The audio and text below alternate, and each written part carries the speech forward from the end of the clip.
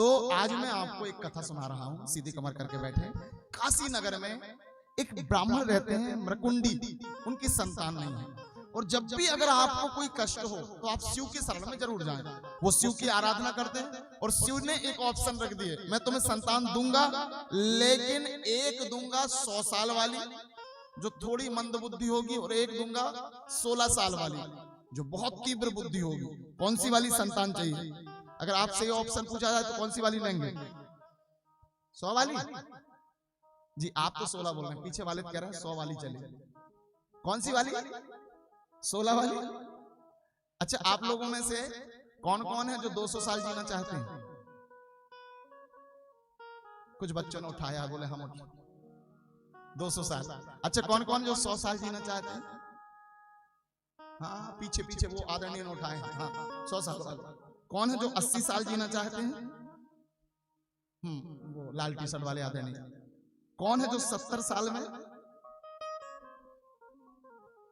कुछ लोग तो कह रहे हैं महाराज जी अब ही उठा लो, लेकिन मैं बता दूं कोरोना में सारी सीटें बुक हो गई हैं। 2-3 माता राम तो कह रहे हैं महाराज, क्योंकि अब बिल्कुल जगह नहीं है। कोरोना में इकट्ठे चले गए ना स्वर्ग में जगह है, ना बैकुंठ में जगह, नरक में तो और नहीं। इसलिए यही ठीक हो, अपने घर में रहो, भगवान का नाम लो। तो आप लोग, कोई ने कहा 200 साल, कोई ने कहा 100 साल, कोई ने कहा 80 साल, सब जीना चाहते हैं। लेकिन जीने का हौसला है ये और बात है, पर जीने का फैसला कहाँ अपने हाथ है। खुद को तलाशने में ये समझ आ गई हमें, शिव की इच्छा के सामने हमारी इच्छा की कितनी औकात है, कितनी बिसात है। हम जीना तो चाहते हैं जी, लेकिन वो जीने दें तो 80 साल भी जी सकते हैं, 100 भी नहीं। तो आज मेरे पास फोन आया था भोपाल से, 30 साल के लड़के को अटैक आ गए। रात में अच्छे थे, सुबह खत्म हो गए। अभी मेरे पास एक 13वीं का वो आया कार्ड। मेरी पिछली कथा लखनऊ सिवनी जिला में पड़ता है, वहां पे कथा थी। वो व्यक्ति सामने बैठे थे। कल मैंने पढ़ा 28 तारीख को 13वीं है। मैंने फोन लगाया, बोले अचानक अटैक आया और खत्म हो गए। तब लगता है जिंदगी का कोई भरोसा नहीं है। तो जीना तो हम सब चाहते हैं, लेकिन शिव चाहें तो ही हम जी सकते हैं। इसलिए मैं आप सबसे हाथ उठवाना चाहूंगा। कौन कौन है जो शिव से प्रेम करते हैं? हाथ उठा के बताइए। उठाए रहे ना, थोड़ा मैं आपकी वीडियो बनवा रहा हूं। पक्का शिव से प्रेम करते हैं? ऐसे करो, पक्का करते हैं? पीछे वाले भी करते हैं? नीचे हाथ कर लो। अच्छा, आपको पता चल जाए कि कोई व्यक्ति आपकी चाय में जहर देके मारने वाला है, तो आप उससे प्रेम करोगे? ईमानदारी से बताओ, करोगे? ऐसे करो, ऐसे करोगे? भाई तुम्हें कोई जहर देके मारेगा तो करोगे? तो मैं आपसे व्यास शासन से बता दूं, तुम्हें और हमें मारने वाले और कोई नहीं है। ऊपर वाले नहीं, जय वाले जी। कौन है? कौन है? अब हाथ उठा के बताओ कि कौन कौन शंकर जी से प्रेम करते हैं। भगवान देख रहे हो, देख रहे प्रभु। मैंने स्पष्ट बता दिया कि तुम ही जान ले रहे हो, फिर भी फिर से हाथ उठा के बताइए। तो थोड़ा लड़ लो शंकर जी से ऐसे कि क्यों मुझे मौत के पैगाम दिए जाते हैं। ये सजा कम तो नहीं, कोरोना जैसे समय में इतनी मौतों को हम देखकर हम जिए जाते हैं। एक वो हैं जिन्हें हमारी परवाह नहीं, और एक हम हैं जो 24 घंटा उन्हीं का नाम लिए जाते हैं। उन्हीं का नाम मारो, इस जन्म में मारो, अगले जन्म में मारो, जब जब जन्म लेंगे, लेकिन तुम्हारा नाम लेंगे। कभी तो दया आएगी मार्कंडे जैसे, कभी तो तुम अमर करोगे। आदरणीय श्रोताजनों, जितनी बार मारोगे, हम जब जन्म लेंगे हम आपका नाम लेंगे।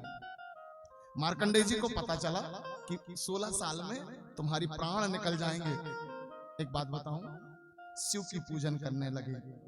दूध चढ़ाते, दही चढ़ाते, घी चढ़ाते, शहद चढ़ाते, शक्कर चढ़ाते, खूब पूजा करते। आप लोगों में से कोई दूध दही घी शहद शक्कर चढ़ाते हैं? हाथ उठा के बताओ, चढ़ाते हो? नीचे हाथ करो। इसकी जगह में गरीबों को खिला दो, क्या दिक्कत है? सही है, गरीबों को खिलाना चाहिए ना। कहां तुम पानी में बहाते हो? सब लोग कह रहे हैं हाँ गुरुजी, कल से हम नहीं चढ़ाएंगे। लेकिन एक बात बता दो, जो जो चढ़ाते हैं उनके लिए ताली बजाइए। ये तो फिल्म वालों की भाषा है कि दूध मत चढ़ाना, दही मत चढ़ाना, घी मत चढ़ाना, शहद मत चढ़ाना। क्यों? बोलो गरीबों को खिला देना। तो गरीबों को खिलाने को कौन ने मना किया है? अलग से खिला दो, इतना इतना सा। अच्छा, दूसरा प्रश्न मैं आपसे कहूं, आज दूसरे दिन की कथा इसलिए मैं कर रहा हूं। एक बात बताइए, अमृत जान लेता है कि विष? जोर से बोलो, पक्का? जब आप डॉक्टर के पास जाते हैं तो डॉक्टर तुम्हारा चेकअप करता है और क्या कहता है? दूध मत खाना, दही मत खाना, घी शहद शक्कर मत खाना। क्यों डॉक्टर साहब? बोले शुगर बढ़ जाएगी। क्या बढ़ जाएगी? तब की ये क्या है? पंच अमृत। जो चीज भगवान तक नहीं पहुंचेगी वो विष बन जाएगी। और ये 10-20 साल में जब से ऐसी मूवी बन रही हैं जो भगवान तक ये अमृत नहीं पहुंचने दे रही हैं, तब से शुगर बढ़ने लगी। क्योंकि अमृत जो परमात्मा तक नहीं पहुंचेगा वो विष बन जाएगा। आदरणीय श्रोताजन, विष बन जाएगा। इसलिए दाल, चावल, सब्जी, रोटी जितने अमृत हैं वो सब कृष्ण को और शिव को चढ़ाओ, तब ये अमृत रहेंगे, नहीं तो विष बन जाएंगे। शुगर में डॉक्टर कह रहा है रोटी भी मत खाओ, चावल तो छियो मत, दूध, दही, घी, शहद, शक्कर खाओ मत। तो क्या खाएं? क्या खाएं? तो अब शिवरात्रि आ रही है, गेहूं भी चढ़ाना ढूंढ के लाके, चना भी चढ़ाना, बेर भी चढ़ाना, दूध, दही, घी, शहद, शक्कर भी चढ़ाना, क्योंकि ये अमृत उस शिव तक जाएंगे तब ये अमृत रह पाएंगे। आदरणीय श्रोताजनों, मेरे भाई बहन, मार्कंडेय जी पूजा कर रहे हैं। एक जाप है जिसे कहते हैं महामृत्युंजय।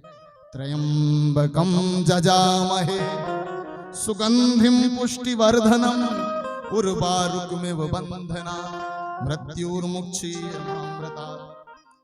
जैसे ही शिव की पूजन करके 16वें साल में इन्होंने पूजन पूर्ण करी और यम के दूत आए, बोले तुम्हारी मृत्यु आ गई है। आप यकीन करना आदरणीय श्रोताजनों, उन्होंने अच्छे, जैसे ये शंकर जी ना, ऐसे ही शंकर जी थे, ऐसे बैठिए, तो शंकर जी को ऐसे पकड़ लिया। और ध्यान रखना, जो शिव को पकड़ लेता है ना तो यमराज नहीं 100 यमराज भी आ जाएं, शिव से छुड़ाकर किसी को ले जा नहीं सकते। आदरणीय श्रोताजनों, किसी को ले जा नहीं सकते। अभी तक अश्वत्थामा, बलि, व्यास, हनुमान, विभीषण, कृपाचार्य और परशुराम अमर थे, लेकिन अब शिव की कृपा से मार्कंडेय जी 8वें चिरंजीव बन गए। बोलिए शिव महापुराण की। तो कहने का अभिप्राय क्या है? ये कथा बताती है अपने बच्चों को, अपने आप को शिव से जोड़ के रखिए, शंकर से, और एक माला कम से कम महामृत्युंजय की जरूर करिएगा। ओम त्र्यंबकम जजामहे सुगंधिम पुष्टिवर्धनम उर्वारुकमिव बंधना मृत्युर्मुक्षीयमामृता।